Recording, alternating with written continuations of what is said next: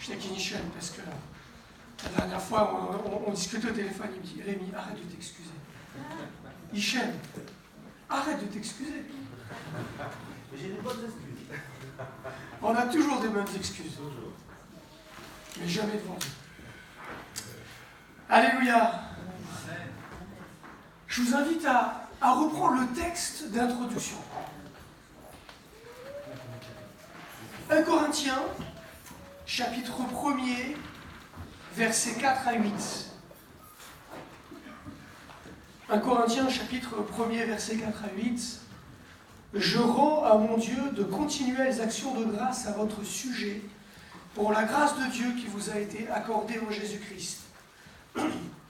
Car en lui, vous avez été comblés de toutes les richesses qui concernent la parole et la connaissance.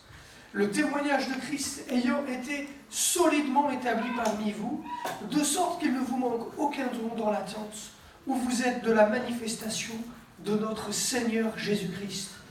Il vous affermira aussi jusqu'à la fin, pour que vous soyez irréprochables au jour de notre Seigneur Jésus-Christ. Amen. Le Seigneur nous comble de ses bénédictions. Le Seigneur nous comble de ses richesses. Alléluia. Et Hichem l'a rappelé pour que nous le servions.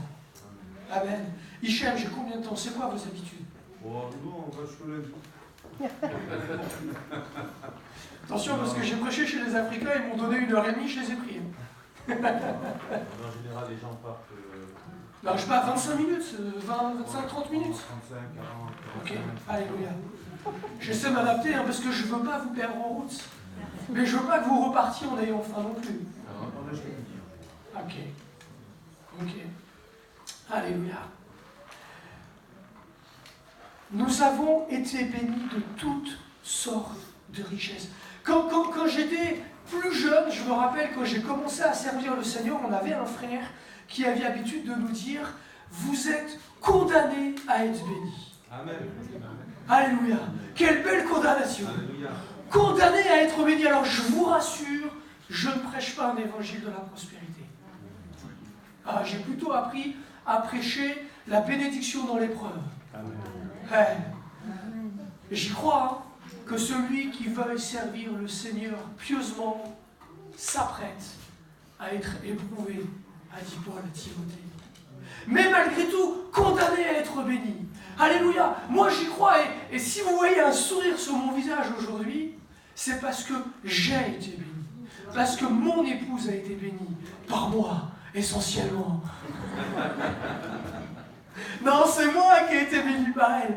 Parce que nous avons été bénis de toutes sortes de bénédictions. Oui, mais j'y tiens, et ça va être un peu le sujet de mon message. Nous avons été bénis de richesses spirituelles. Pas seulement, mais c'est quand même ce que Jésus a voulu nous apporter. Des richesses spirituelles, des dons, comme on l'a vu au verset 7, dont nous bénéficions. Alléluia, les dons spirituels, nous en bénéficions. On en parlait hier soir avec Christophe, les miracles, nous en bénéficions quand nous les vivons et quand nous les voyons. Toutes sortes de dons, les jolies voix que Dieu a données aux autres et pas à moi, nous en bénéficions. Mais la réalité, c'est que ils ne nous sont pas donnés à nous en finalité.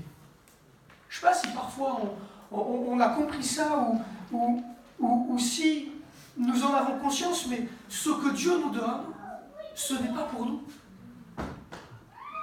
Ce que Dieu nous donne, c'est pour que, oui, nous puissions en profiter, mais ils servent à nous équiper pour une œuvre à laquelle nous sommes participants, et frères et sœurs, qui nous dépassent. Nous avons été choisis par Dieu comme ses enfants par amour, mais nous sommes ses serviteurs, tous autant que vous êtes. Moi je dis Alléluia. Il n'y en a pas un devant moi, et c'est un des chevaux de bataille de ma prédication générale. Nous sommes tous, et vous êtes tous, des serviteurs des servants de l'Éternel. Il n'y en a pas un qui n'a pas été appelé à servir Dieu. Il n'y en a pas un qui n'a pas sa place dans l'Église, que ce soit ici ou ailleurs. Il n'y en a pas un qui par le peu ou les grandes choses que Dieu lui a données ne participera à l'œuvre de Dieu. Nous ne finalité. Nous sommes les vecteurs de la manifestation de Christ, comme témoins de sa gloire et de sa grâce. Seigneur, puissent les gens, quand ils me voient, ne pas voir tous les talents qui sont les miens, pour autant que j'en ai. Mais puissent les gens, quand ils me voient, considérer qu'il y a quelque chose de différent que dans le monde.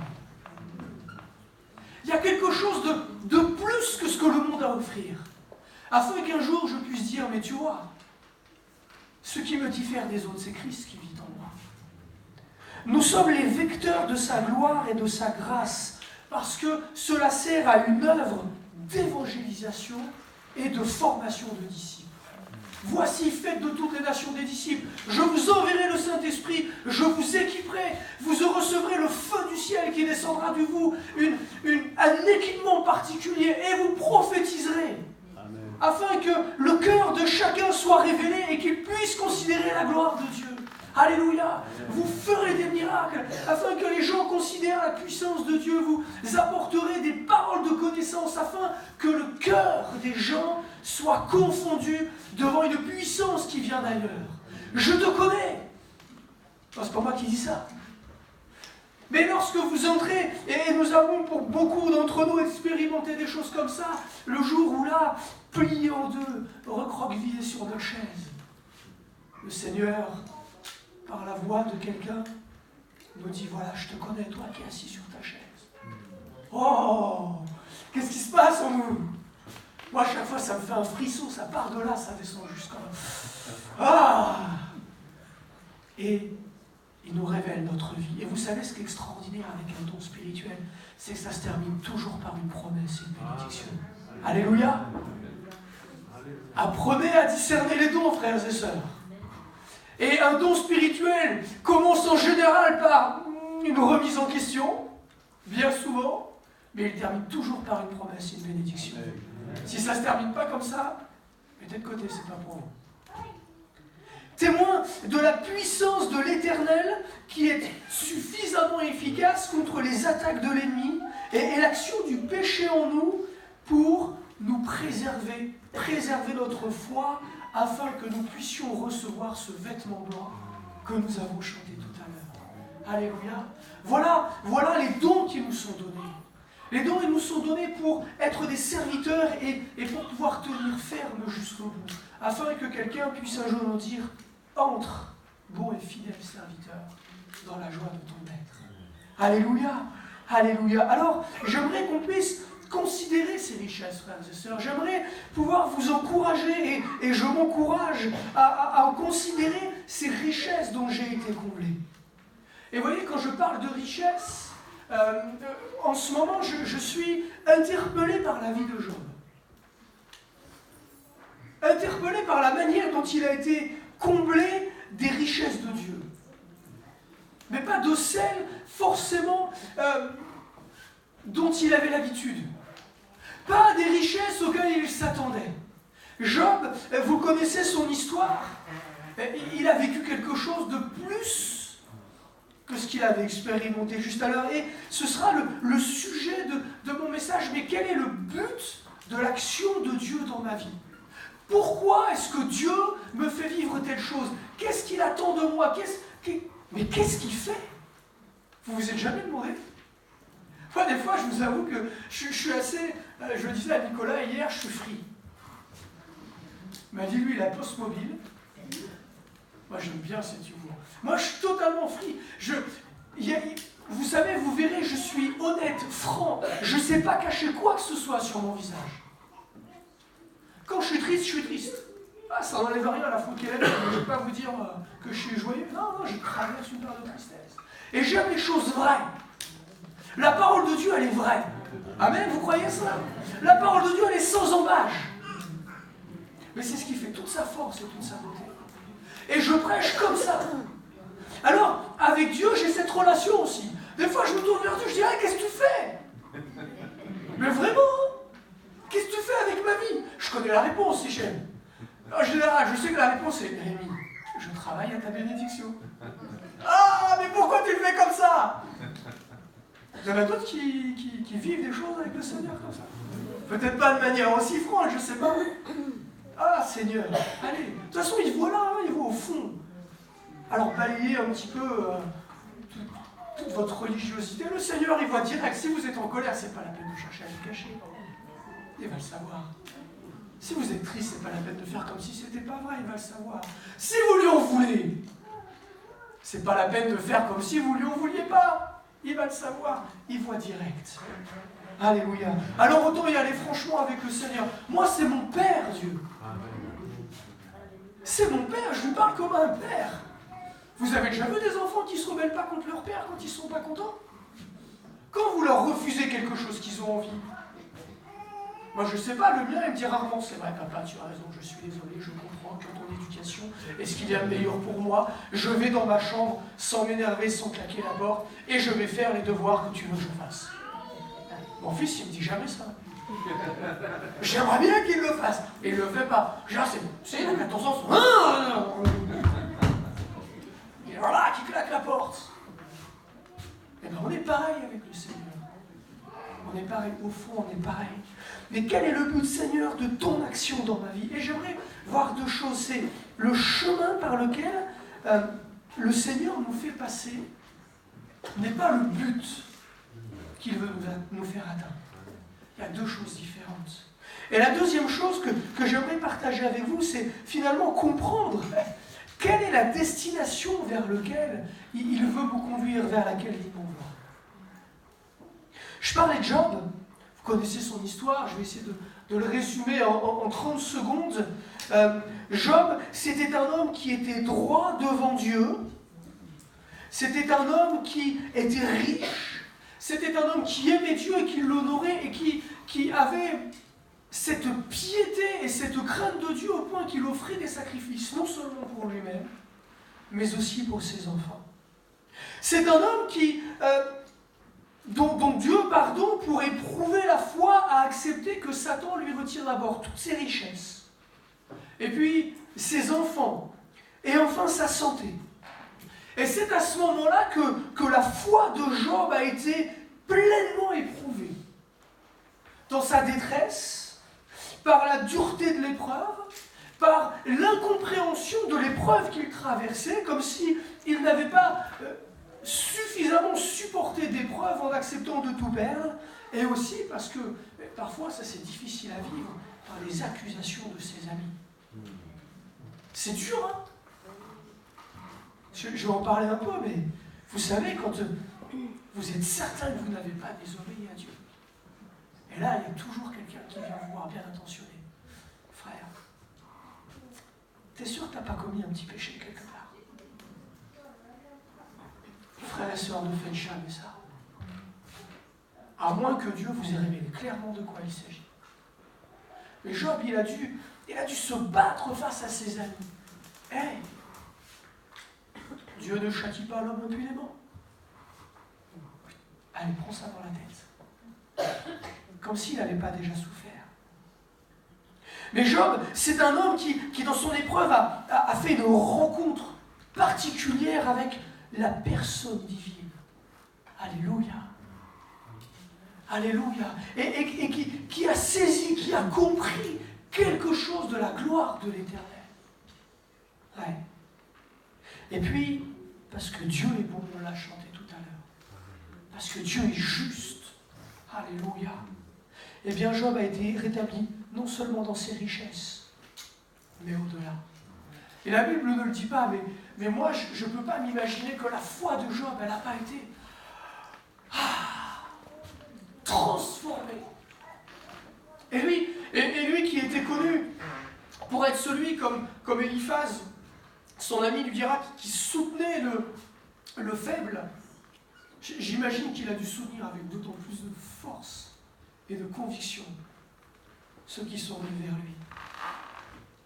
Et frères et sœurs, ce que j'aimerais vous dire, c'est que, voyez, se soumettre à la volonté de Dieu, c'est pas tant d'accepter ce que nous sommes en train de vivre. C'est de pouvoir accepter, comprendre ce que Dieu a prévu de nous faire vivre en nous menant par ce chemin. Bien souvent, on considère le chemin. Ah Seigneur, pourquoi l'épreuve? Seigneur, pourquoi la maladie? Seigneur, pourquoi tu m'as donné, tu m'as retiré? Seigneur, pourquoi tu ne me donnes pas ce que je te demande et que les autres reçoivent? Et c'est vrai, moi le premier, frères et sœurs, considérez que ce que je vous dis, je le vis aussi. Je ne viens pas en donneur de leçons ce matin. Mais la réalité, c'est que ce qui est plus important, ce n'est pas le chemin que l'on est en train d'emprunter. C'est ce que Dieu veut nous faire vivre derrière. C'est ça qui est important. Et vous voyez, moi je ne sais pas vous, mais contrairement à Abraham, moi Dieu ne me révèle pas en permanence tout ce qu'il va faire avec moi. J'aimerais bien, je vous assure. Il me prévient que très rarement de mon avenir. J'avance par la foi, justement parce que je ne sais pas ce qui va m'arriver. Je ne suis pas le seul, non? On est tous pareils. Hein? Des fois, on aimerait bien être comme Abraham, vous savez, dans notre canapé, tranquille. Et puis, quelqu'un frappe à la porte, l'ange de l'Éternel, et 3 personnes de Dieu qui arrivent direct, Père, Fils, Esprit. Waouh, alléluia, Seigneur. Écoute, Rémi, on va discuter. Voilà ce qui va se passer. Ah ouais, Seigneur, cool. Hey, pas de problème. Il n'y a plus de quoi s'inquiéter, non? Si Dieu se donnait la peine de descendre, venir dans mon salon pour discuter avec moi, manger un morceau, et puis me raconter ce qui va m'arriver, je vous assure que je ne devrais pas m'inquiéter. Mais ça, je n'ai pas vécu. Parfois, le Seigneur me donne une révélation, parfois, souvent il me dit, Rémi, marche par la foi et t'inquiète pas, mais non. Et on est tous pareils. Il nous prévient que très rarement de notre avenir, et bien souvent, on est dans l'incompréhension de ce qu'on est en train de vivre. On est dans l'incompréhension de ce qu'on est en train de vivre. On est en train de vivre, je ne vous le dis pas tout de suite, je vous le dirai peut-être plus tard. Avec Myriam, quelque chose, moi, je demandais au Seigneur, j'étais vraiment pour le coup comme Jean, je me dis, mais Seigneur, je ne voulais pas faire ce que tu m'as demandé parce que je ne voulais pas me retrouver dans la situation où je suis aujourd'hui. Vraiment. Dis-toi, Seigneur, c'est pour ça que j'ai résisté. C'est pour ça que je t'avais dit non, parce que je savais que j'allais me retrouver là. Et là, c'est douloureux. Là, c'est inquiétant. Alors, Seigneur, pourquoi? J'étais dans la totale incompréhension. Et je voyais la souffrance, je voyais l'angoisse, je voyais la perte, je voyais l'inquiétude et la colère. Seigneur, mais tu te moques de moi. Toi qui es tout puissant, toi qui vois tout. Si moi j'ai été capable de te dire que j'en ai arrivé là, toi tu le savais, non? Alors pourquoi tu m'y emmènes? Pourquoi tu m'y emmènes? Quel est le but de tout ça? Quel est le but? Ouais. Je repense dans l'échange, vous relirez dans les premiers chapitres, enfin dans le livre de Job, là je vais lire quelques versets dans le chapitre 4 et dans le chapitre 6, dans cet échange qu'il y a entre Éliphaz et Job. Job et Éliphaz ont 2 points de vue différents justement sur quel pourrait être le but de ce qu'il est en train de vivre. Et Job, très clairement, son point de vue, c'est une injustice. Il dit, mais moi, j'ai rien fait pour mériter ça. Et je souffre. Job prit la parole et dit, oh, s'il était possible de peser ma douleur, et si toutes mes calamités étaient sur la balance. La réalité, c'est que personne ne peut comprendre la douleur que nous vivons si ce n'est nous-mêmes. Vous êtes conscient de ça? Et souvent, nous, on arrive avec notre propre arrière-plan, notre propre conception de la vie, et puis on dit, mais c'est facile ce que tu vis. Mais non. Si c'est facile ce que moi je vis, moi je considère que toi ce que tu vis, c'est rien, c'est peanuts. Personne ne peut peser. Oh, si quelqu'un pouvait peser ma douleur. On sent la détresse de Job devant cette injustice qui... Seigneur, mais pourquoi et pourquoi en plus, enfin reprends-moi, quoi, quitte à, si j'ai péché, tu m'as retiré ma femme, mes enfants, tu me l'as retiré parce qu'elle m'a renié, tu m'as retiré mes enfants, pourtant voilà, reprends-moi, et non, tu me laisses là, avec mon ulcère, dans ma douleur. Je ne sais pas si, imagine un ulcère des pieds jusqu'à la tête. Voilà, imaginez-vous ce que ça peut représenter. Et puis, Éliphaz, qui pourtant était inspiré par un esprit, Il vient lui dire, mais c'est de ta faute. Cherche dans ton souvenir, Job, vous savez, de manière très sage. Regarde la parole de Dieu. Quel est l'innocent qui a péri? Quels sont les justes qui ont été exterminés? Et d'ailleurs, pour bien enfoncer le clou, il lui dit, mais l'homme serait-il juste devant Dieu? Ah, du coup, ne te prends pas pour injuste, hein, parce que bon, tu mérites vraiment ce que tu vis, quoi. Et je méditais ça. Je disais, mais en fait, ils ont tous les deux raison. Ils ont clairement tous les deux raison. Quelque part, ce que vivait Job était injuste. La preuve, c'est qu'il l'a vécu à cause de l'accusation de Satan, et nous savons que l'accusateur est injuste, il est menteur, il est traître, il est vil, et il ne veut que le mal et la destruction de l'œuvre de Dieu. Vous êtes d'accord avec ça? Oui. Ok, c'est bien du même ennemi dont on parle. Et clairement, ce que vivait Job, c'était injuste, puisque Dieu lui-même, devant les enfants de Dieu réunis devant son trône, est capable de dire à son plus grand ennemi, « Vois mon serviteur comme il est droit ». Il n'y avait aucune raison que Job ne subisse ce qu'il a vécu. Et par ailleurs, Eliphaz a totalement raison.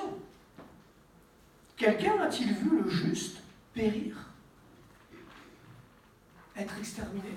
Dieu condamne-t-il l'innocent? Bien sûr que non. Mais Job a-t-il péri? Non. Job n'est pas mort. Et quelque part, la compréhension d'Eliphaz, elle était erronée. Job n'a pas été exterminé. Tout comme les justes ne le sont pas. Et Job n'a point péri. Tout comme l'innocent ne périt pas. Mais l'un comme l'autre, ils ont regardé leurs pieds. Ils ont regardé le chemin qu'ils étaient en train d'emprunter. Et Job a vu un chemin de souffrance réellement. Et Eliphaz n'a vu que le chemin de la justice de Dieu, qui s'appliquait sur un Job qui, obligatoirement, avait péché. Mais ils n'ont pas tous les deux compris, et spirituellement, s'ils avaient levé la tête, et c'est ce que Job a fait après, que ce chemin de douleur menait vers une destination qui était d'une autre nature. Alléluia. Et il est important pour nous de lever la tête. Je voudrais nous exhorter à comprendre, et c'est le deuxième point, quelle est la destination vers laquelle le Seigneur m'envoie. Elle est bien plus importante que le chemin que j'emprunte. Même si la réalité, c'est que dans ma formation spirituelle, dans ma croissance, dans mon expérience avec Dieu, le chemin que j'emprunte me forme et me fait grandir bien plus que le lieu vers lequel j'irai, mais le but de Dieu est ne pas de me laisser sur un chemin, quel qu'il soit, il est de m'emmener vers le but, dans sa présence. Alléluia. Dont nous avons les prémices aujourd'hui. Alléluia, gloire à Dieu. Nous ressentons la présence de l'Esprit, nous avons les dons spirituels, nous avons, j'en parlerai cet après-midi, sa paix qui est dans nos cœurs. Et qui sont les prémices de la promesse de l'éternité dans sa présence. Je lève les regards et je considère le salut qui m'est offert. Alléluia. Alléluia. Le chemin, oui, je suis humain et vous l'êtes. Le chemin est important pour nous. À cause de sa longueur, de la difficulté peut-être qu'il implique, ou peut-être à cause de la bénédiction qui est posée par endroits dessus. Alléluia. Heureusement que ce n'est pas toujours un chemin de douleur, mais des fois c'est « Ah, ça y est, je prends la bénédiction qui est là. Hein, il y a une grande montée, hein, et puis au haut de la montée, Hichem, il y a la vue. Hein. Et heureusement que le Seigneur, il fait grâce et que sur cette terre, il y a ses bénédictions. Mais même la bénédiction n'est pas la finalité du chemin, frères et sœurs. Parce que si on s'arrête à ça, et bien à la côte, à la montée d'après, au petit ravin d'après, à la difficulté d'après, aux ronces qu'il va falloir traverser pour aller chercher la prochaine, on va dire « Mais Seigneur, mais pourquoi tu me prives de la bénédiction d'avant pour m'emmener dans les ronces ?» Mais Rémi, c'est parce qu'il y a une bénédiction plus grande après. Ah ouais. Ok. Et puis si tu vas jusqu'au bout, il y a la vie éternelle dans ma présence. Alléluia. Ah Seigneur, en fait, il faut que je regarde au-delà, parce que ce qui est important pour toi, c'est la destination vers laquelle tu m'emmènes. C'est la destination vers laquelle tu m'emmènes. Je l'ai dit et je l'affirme, Dieu ne nous révèle que très rarement notre avenir, ou alors pour partie seulement. À certains, Dieu fait grâce. Il nous donne des petits mots. Il nous prévient. Mais ce que j'affirme également, c'est que par le Saint-Esprit, il nous permet d'accéder à la compréhension de ce qu'il veut pour nous. Et ça, c'est bien plus important que de vouloir savoir ce qui va se passer. Seigneur, je ne sais pas ce qui va se passer demain, mais je sais pourquoi tu me fais vivre ça. Et c'est là que se trouve la bénédiction, frères et sœurs. C'est à ce moment-là que vous pouvez ne plus considérer la difficulté du chemin et vous baisser pour ramasser la bénédiction. Seigneur, je comprends que tu m'as fait passer par là pour recevoir ça.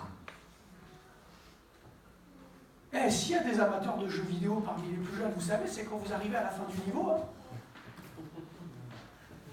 Qui a joué à Mario quand il était plus jeune? Ah, il voit des souris, ils n'aiment pas. Eh bien, quand on finit, vous savez, quand on finit le premier niveau, on saute et hop, on tape le drapeau. Et on va chercher la récompense. Ah, avec Dieu, c'est un peu pareil, frère et sœurs. C'est pas un jeu vidéo, il n'y a pas plusieurs vies, on est d'accord, mais la réalité, c'est que quand on arrive à la fin de ce qu'il veut nous faire vivre, on récupère la bénédiction. Alléluia, Seigneur. C'est ça qui est important. C'est ça qu'il est nécessaire que je voudrais vous encourager à comprendre et à rechercher. Peu m'importe, Seigneur, si c'est le chemin que tu me fais prendre. Quelle que soit la difficulté, je vais pleurer, je vais râler, je vais avoir du mal, je vais douter. Mais peu m'importe, Seigneur, je veux considérer la fin et aller chercher la bénédiction qui est au bout de cette séquence de ma vie. Et après celle d'après, et encore celle d'après, et encore celle d'après, jusqu'au moment où tu me reprendras. La volonté de Dieu, c'est que nous puissions accéder à la compréhension de ce que nous vivons. Il y a des textes qui peuvent nous permettre de nous appuyer dessus. Quand le Consolateur sera venu, a dit Jésus dans l'évangile de Jean, chapitre 16, verset 13. Quand le Consolateur sera venu, l'Esprit de vérité, il vous conduira dans toute la vérité. Et il me glorifiera parce qu'il prendra de ce qui est à moi et vous l'annoncera. Je vous ai dit tout à l'heure en introduction que Dieu nous donnait tout ce qu'il avait en réserve de lui-même. Jésus est venu comme le messager du Père, étant Dieu lui-même. Jésus est dans l'unité parfaite avec Dieu. Il n'y a rien, sauf quand il était sur la terre, que Jésus ne sache de ce que l'Éternel connaît et veut. Et Jésus, s'il est reparti, il est avantageux pour vous que je m'en aille. On n'en a pas parlé hier, je crois, ou vendredi, je ne sais plus. Vendredi avec Philippe. Il est avantageux pour vous que je m'en aille. Mais oui, parce que même si je suis le Fils de Dieu, mais sur la terre, je suis limité. Par contre, si je remonte auprès du Père, alors je peux vous dire que je prendrai de ce qui est à moi et je vous l'annoncerai. Alléluia. Alléluia. Et ça veut dire que si nous cherchons à comprendre, à vouloir savoir quelle est la volonté de Dieu pour y obéir, pour entrer dans ce que je disais au début, dans cette dimension du service, dans cette dimension de celui qui va témoigner la puissance et la gloire de Dieu, alors le Seigneur, il prendra de ce qui est à lui et il me l'annoncera. Alléluia. Je ne sais pas ce qui va m'arriver, et je peux comprendre. Et dans cette situation que je vous citais de ce que l'on est en train de vivre en ce moment, le Seigneur m'a dit, oui Rémi, c'est vrai.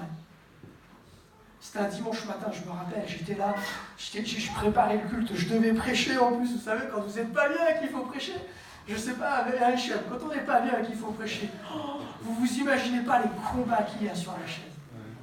On a envie de partir. Hein? On va dire, Seigneur, on voit quelqu'un, Seigneur, pourquoi? Et puis là, pendant la louange, le Seigneur, il me parle. Alléluia, ça va, ouh! Ah, Myriam, elle m'a vu partir. Elle m'a vu partir le matin.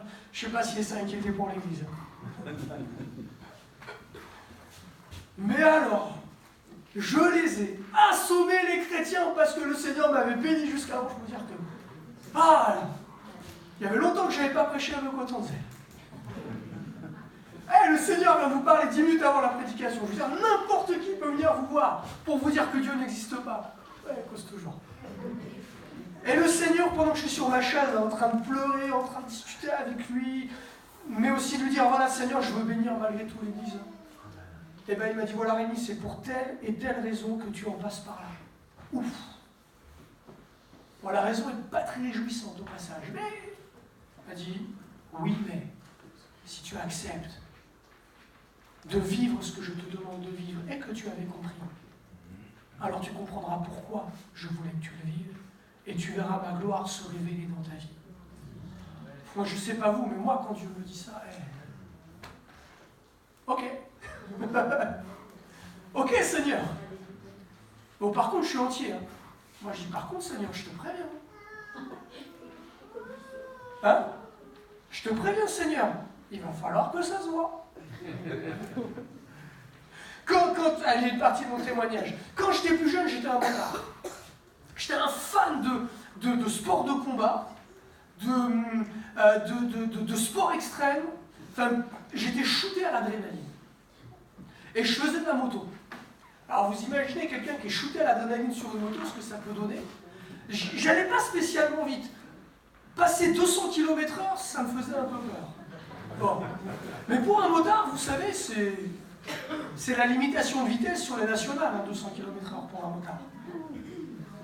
Mais la réalité, c'est qu'il fallait, par contre, que j'aille, et on en parlait, Hicham, dans la voiture, tu vois, on peut aller de 0 à 80, mais on n'est pas obligé de mettre 10 minutes pour y aller. C'est ce qu'on se disait dans la voiture. Et ben moi, j'étais comme ça, quoi. En moto, il fallait toujours que j'aille le plus vite possible à la vitesse.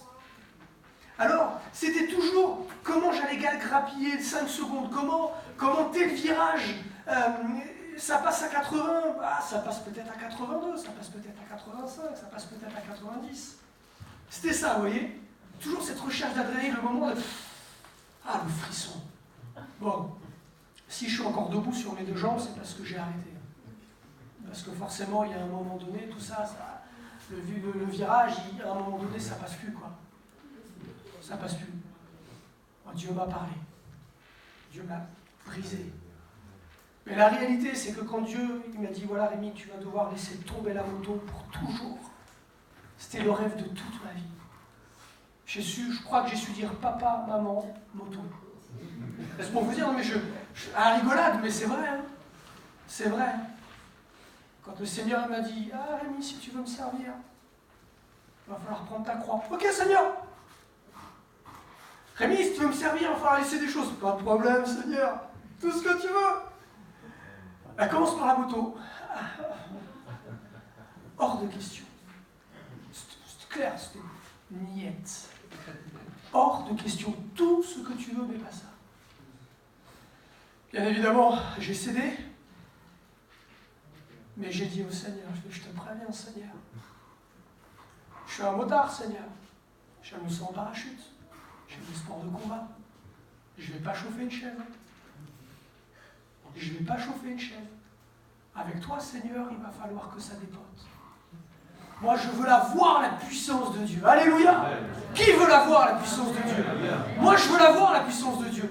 Faites attention, hein, c'est ce qui vous attend. Je veux voir, on en parlait hier avec Daniel. Ah, Daniel, c'est pas pour de faux hein, ce que je vous ai dit hier soir. C'est du vrai. Parce que j'y crois. Parce que je l'ai vu en partie, parce que j'ai vu ça, parce que mon papa était stérile et qu'il a 3 enfants par l'onction d'huile, parce que j'ai arrêté de fumer du jour au lendemain lorsqu'avec ma femme on s'est posé et qu'on a prié, parce que j'ai vu une amie dans l'église qui avait un cancer de l'utérus et qui aurait dû mourir et qui n'est pas mort et qui a eu 3 enfants, et parce que je crois que lorsque Dieu est dans une affaire, c'est un Dieu de miracles, et je crois que nous n'avons pas fini d'en voir, et je crois qu'on est, pardonnez-moi, médiocre. Moi le premier, hein, frères et sœurs, qui vous parle, au regard de ce que l'on peut vivre. Et j'ai envie de plus encore. Il me glorifiera. Mais voilà, il est nécessaire de comprendre que Dieu va nous emmener ailleurs. Et qu'à chaque fois que nous avons atteint un but, qu'à chaque fois que nous avons compris quelque chose, qu'à chaque fois que nous avons saisi une bénédiction que Dieu nous avait promise, il y en a une autre après. Amen. Il y aura toujours un pas de plus à faire. Il y aura toujours quelque chose de plus à faire. Et que Dieu se glorifiera. Il vous conduira dans toute la vérité. Seigneur, qu'est-ce que tu veux? Alors parfois Dieu nous laisse nous reposer. Alléluia. De temps en temps, sur le chemin, il y a des bancs et Dieu veut bien qu'on s'assoie, quoi. Hein? On n'est pas obligé de courir tout le temps, hein? Mais n'empêche qu'une fois que la pause elle est terminée, il faut y aller. C'est pas terminé. Jésus n'est pas encore revenu, hein, jusqu'à preuve du contraire. Alors il y a du boulot encore. Il y a du boulot. L'Éternel ne nous révèle pas tout de notre avenir, mais il est dans sa volonté que nous puissions comprendre à quoi sert ce que nous sommes en train de vivre. Frères et sœurs, levez la tête. Paul, il a demandé qu'une écharpe lui soit retirée de sa chair. Moi, ce texte, il m'interpelle et il m'émerveille, quoi. Paul, le Seigneur n'a pas exaucé. Pourtant, lui, il faisait des miracles à tour de bras, Paul. Même à distance. Allez. Et quand il demande quelque chose pour lui, le Seigneur lui dit, bon, vous vous imaginez à la place de Paul? Oh, moi je m'énerve. Je râle.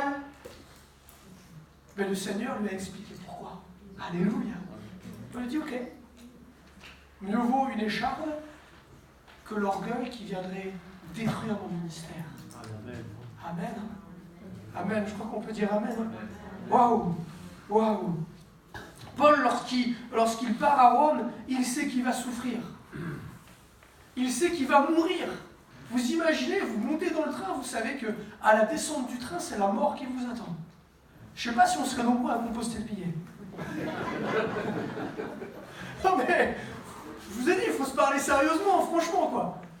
Et Paul, il y va, quoi. Il y va, il sait qu'il va mourir, il sait qu'il va souffrir. Mais il va comparaître devant César parce qu'il sait aussi qu'il va propager l'évangile dans l'Empire romain. Alléluia. Il n'a pas regardé à sa vie, il n'a pas regardé à sa mort. Il a regardé à ce que la puissance et la gloire de Dieu puissent continuer. Et vous savez, il n'était pas plus fort que les autres, Paul. Je ne sais pas si vous en avez conscience. Je crois qu'il n'était pas plus respectueux, pas plus fort, mais il a juste accepté d'obéir et Dieu il donne. Dieu donne à celui qui se soumet à sa volonté. C'est juste une question d'obéissance. C'est juste une question de folie, de foi, mais de folie. La foi, c'est la folie quelque part. C'est la folie pour les hommes. Mais c'est de croire que, il y a quelque chose de mieux que la souffrance. Il y a quelque chose de plus grand que la difficulté. Il y a quelque chose de plus merveilleux que la cessation de ma vie. Et la perte des choses qui me sont chères. Même si je vais devoir quand même les supporter, les digérer, mais il y a quelque chose de plus grand. Et à un moment donné, lorsqu'on est sur ce chemin de foi, eh bien le Seigneur, il la nourrit, la foi. Amen. Alléluia. Et c'est pour ça que chaque finalement nouvelle épreuve, chaque nouvelle demande que le Seigneur nous fait, elle est potentiellement réalisable parce que je m'appuie sur ce qu'il m'a donné juste avant. Et sur ce qu'il m'a donné avant, et si je me dis, et si je considère qu'à chaque fois Dieu m'a demandé quelque chose de plus difficile qu'avant, mais qu'à chaque fois Dieu m'a donné quelque chose de plus qu'avant, dans les forces et dans la bénédiction, alors ce qui vient après, ce sera aussi plus difficile que maintenant. Mais c'est aussi la promesse d'une bénédiction encore plus grande. Alléluia. Alléluia. Que je ne regarde pas le chemin, mais que je regarde ce que Dieu fait ou permet, parce que cela sert sa gloire dans ma vie. Et la question, je vous la pose, est-ce que, répondez peut-être pas tout de suite, réfléchissez bien, écoutez bien la question que je vais vous poser. Est-ce que je veux servir la gloire de Dieu dans ma vie? Alors tu vas souffrir, sœur. Tu vas souffrir. Mais c'est pas grave, parce que tu vas être béni aussi. Amen. Mais tu vas souffrir. Il faut accepter. Je ne sais plus avec qui on parlait, c'était avec toi, Daniel, on a beaucoup parlé. Je suis logé chez Jeannette et il y a son frère. Et moi, je me nourris de l'expérience de mes aînés. Ils ont connu le réveil dans les années 60, les frères et sœurs. Je crois qu'ils ont beaucoup à nous apprendre, lui et toute sa génération. Et il me disait, mais on ne reçoit rien de Dieu si on n'est pas prêt à lui donner quelque chose. Alléluia. Alléluia. On ne reçoit rien de Dieu si on n'est pas prêt à lui laisser quelque chose. Alors quand je dis que je veux que le Seigneur se serve de ma vie pour sa gloire, ça veut dire, Seigneur, je ne sais pas quoi encore, mais tu vas me demander quelque chose qui va me coûter. Ok. Eh bien si, telle est ta volonté, à toi la gloire. Amen. Le chemin, il va être compliqué à un moment donné. Il va être compliqué. Mais si je lève les yeux, voilà la bénédiction qui est au bout. Alléluia. Alléluia. Alléluia. Cette maladie n'est point à la mort, Jésus a dit lorsqu'on vient lui parler de Lazare, mais elle est pour la gloire de Dieu, afin que le Fils de Dieu soit glorifié par elle. Amen. Et pourtant Lazare est mort. Et il commençait à sentir. Et Jésus, juste avant, il dit, cette maladie n'est point à la mort. Je ne sais pas, c'est pareil, moi j'imagine les disciples. Ils se moquent de nous, quoi. Il m'a roulé. Il m'a roulé, il me dit que la maladie est point à la mort, on arrive et le cadavre, il est en décomposition. Oh. Mais c'est pour que la gloire de Dieu soit révélée. Amen. Et non seulement il l'a ressuscité, mais vous imaginez un cadavre en décomposition. C'est pas la nuit des olives. Hein. Lazare, il est sorti, il était réparé complètement, comme vous et moi. Alléluia. C'est un double miracle qui a été fait. Parce qu'il a restauré ce corps qui était entré dans la corruption, dans le pourrissement. Et il lui a redonné la vie. Amen. Alléluia. Pour que le Fils de Dieu soit glorifié. Alléluia. Non pas pour notre orgueil. Non pas juste pour nous faire du bien, même si ça nous fait du bien. Non pas juste pour nourrir notre foi, même si ça nourrit notre foi.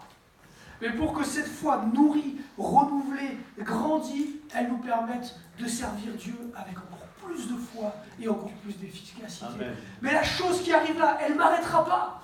Parce que celle d'avant, elle ne m'a pas arrêté. C'est ça que ça veut dire. Alléluia. Cette difficulté-là, elle ne me cassera pas. Parce que celle d'avant, elle ne m'a pas cassé. Alors Seigneur, confirme-moi que je suis dans ton plan. Et si je suis, waouh, j'avance. J'avance.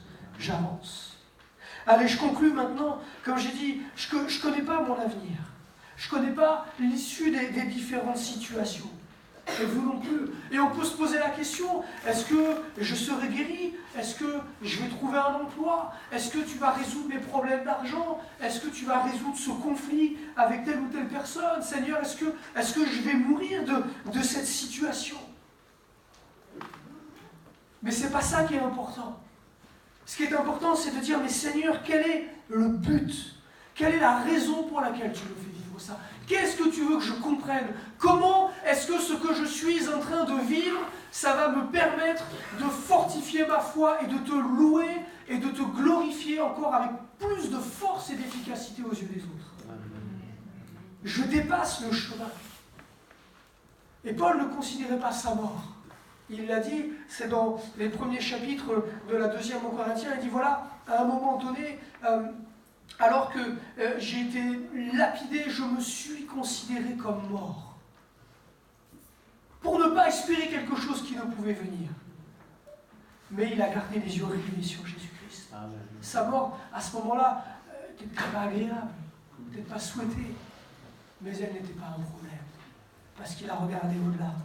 C'est un exemple à suivre.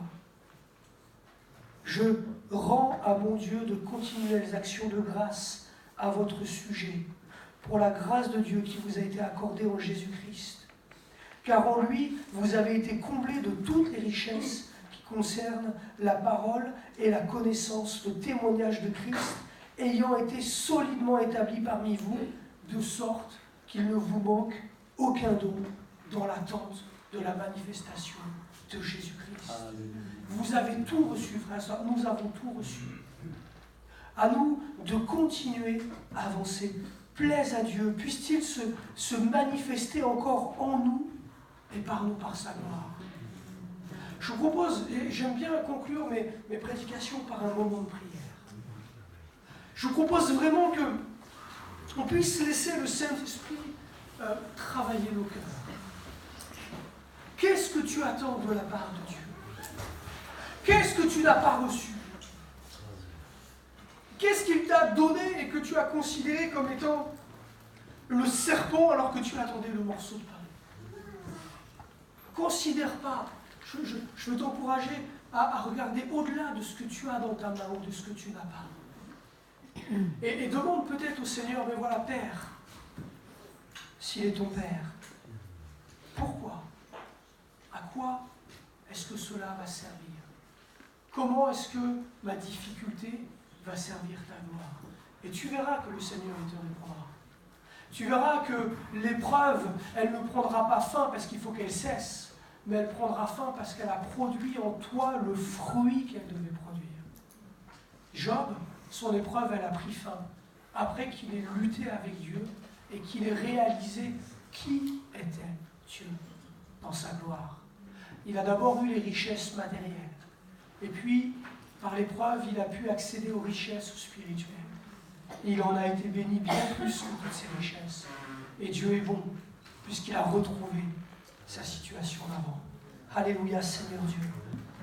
Père, je te loue de tout mon cœur pour ce Dieu merveilleux que tu es. On l'a chanté tout à l'heure et je l'affirme encore en cet instant.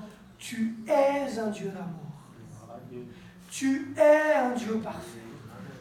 Et Seigneur, tu n'es pas celui, comme l'a dit Jésus, qui donne un serpent à ses enfants quand il a besoin de pain. Seigneur, je crois qu'il n'y a pas une difficulté que tu ne permettes dans nos vies, qui ne soit pas l'occasion de nous bénir.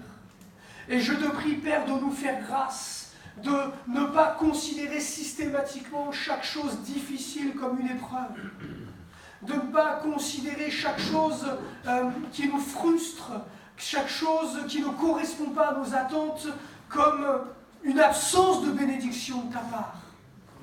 Et de pouvoir considérer, Seigneur, que sur le chemin que tu nous laisses emprunter si nous t'obéissons, il n'y a que des bénédictions que tu as prévues pour chacun de nous. Seigneur, je te prie vraiment que ton esprit nous révèle cela. Par la sagesse et l'intelligence, c'est inaccessible. C'est folie. Mais par ton esprit, c'est possible. Je te prie pour que tu fasses grandir, que tu déposes, que tu renouvelles la foi de chacun.